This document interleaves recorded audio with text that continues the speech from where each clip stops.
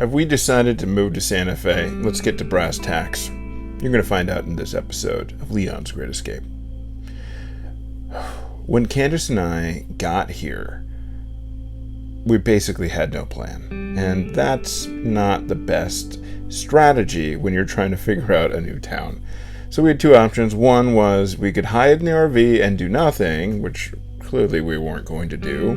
And two, we could research the place when we got here, which we did, utilizing things like YouTube and Instagram and some of our friends that knew the town really well.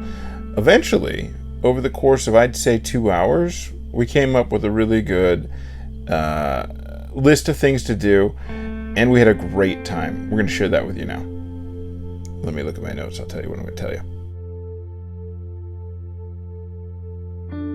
At first blush, those of you from the San Fernando Valley in California might confuse Santa Fe for the hills of Chatsworth, or even the downtrodden areas of Canoga Park or Van Nuys. At least that was the case in the outskirts where we were staying, at an RV park called Los Sueños de Santa Fe RV Resort and Campground. They did take good SAM, so that gave us a price break. We were paying about $42.50 a night. The grounds were okay, and only that. But Santa Fe is a subtle place. It sneaks up on you, and the next thing you know, you're catapulted into a rich history and inclusive people. Inclusive is a word that they want associated with their town. I saw it written on a sign somewhere. Really, I did. It's also one of the defining credos of the famous Meow Wolf art installation that adds emphasis and swagger to this art town. We start off this destination like we do in most places, in a brewery, and there are multiple here to choose from. Chili Line Brewing is a one-barrel system in downtown Santa Fe. It's less than a block from the Georgia O'Keeffe Museum. They're all about smoked beer, so if that's not your thing, then you should steer clear. We enjoyed the novelty of a glass or two, but then got palate fatigue and moved on. For crushable beer that will keep you coming back, go to the 2nd Street Brewery, near the Santa Fe Rail Yard. You will not be disappointed. The 2920 IPA was my go-to for the trip. And, pro tip, you can take 6-packs away from the brewery itself. Santa Fe isn't all about beer.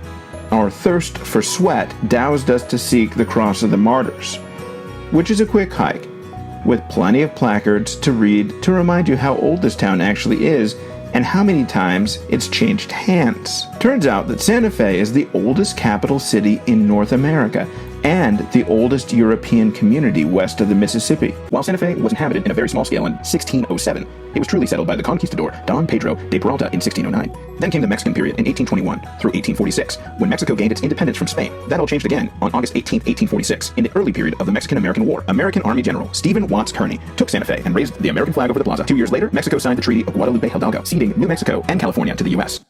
Placards, my friends. So many placards. How about some stats? The elevation in Santa Fe is 7,200 feet. The population is well over 80,000. I implore you, dig into Santa Fe. You'll find something rich. We found Cacao Chocolate House. He's a chocolatier.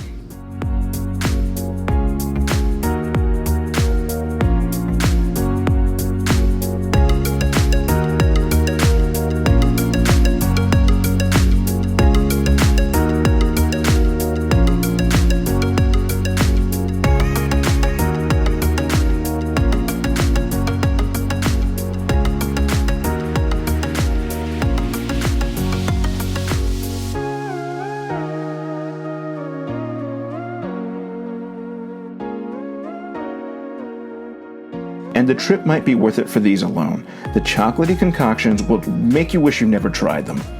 They're good. They're so good, just turn back now. I'm fiending for them. We kept digging, and we found the pantry. Okay, so thousands of people have found the pantry, but it's for good reason. The green chili there cannot be missed.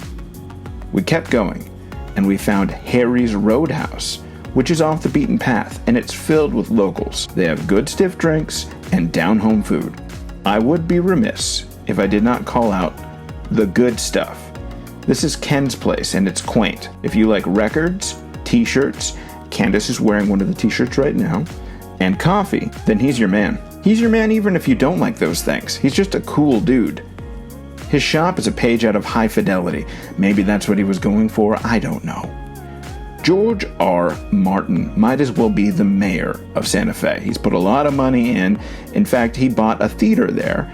And if we didn't have a toddler, we probably would have had a great time at it. They do show wonderful films, and maybe later we'll come back and have a better experience. But for right now, it's not for those with kids. The rail yard is where the town comes together for things like farmers markets, drum circles, and live music. And, well, trains. Don't get on the tracks, though. They'll ask you to leave. Ask me how I know.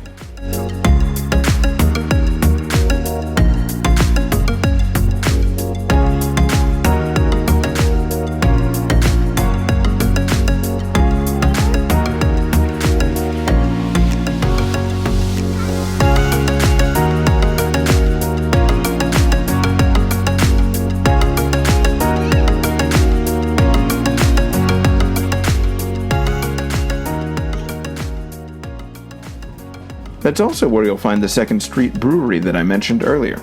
Okay, so when is he going to talk about the elephant in the room? Holy crap, you guys. Meow Wolf is awesome.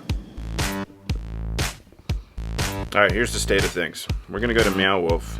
I have a cricked neck. I've had it for a day and a half. But there is no rest for the wicked. And money doesn't grow on trees. I've got bills to pay. You get it. Meow Wolf is a artist installation that we've been told is fantastic and a magical place. We're gonna go check it out and give you the scoop. The real scoop. I got you.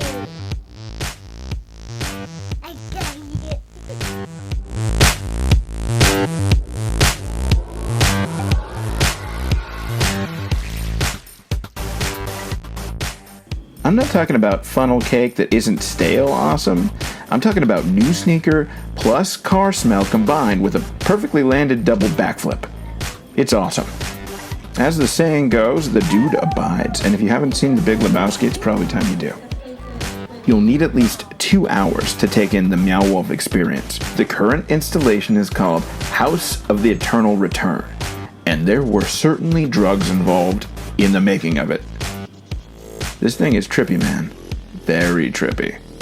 It's meta, too. There are puzzles and a plot line for those of you that want to dive in, and it's a good idea to purchase your tickets ahead of time. I recommend going during the week, especially if you have kids. We chose the 10 a.m. time slot on a Monday, which was the earliest that they offer. If you're froggy, you can come back later that night. Just keep your wristband on, and that's all you'll need. Pro tip, they don't have great food there, just light snacks. You may want to bring a lunch. They have a decent selection of beers on tap, but they don't pour them until 4, and all of the locals said that the best music in Santa Fe all plays through Meow Wolf. So we may come back later when Pepper's ready to rock. We'll have to give it a few years. At the time of this writing, there are 2 more Meow Wolf locations under construction.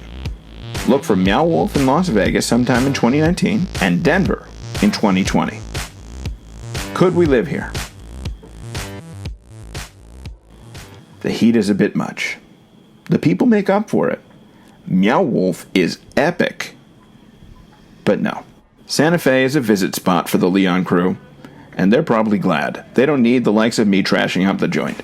Our next journey will have us traveling to San Antonio, Texas. In order to get there, we're going to have to go through Roswell, Carlsbad, Marfa, Texas, Junction, Texas. It's a lot of stuff. So we may have an episode or 2 in between.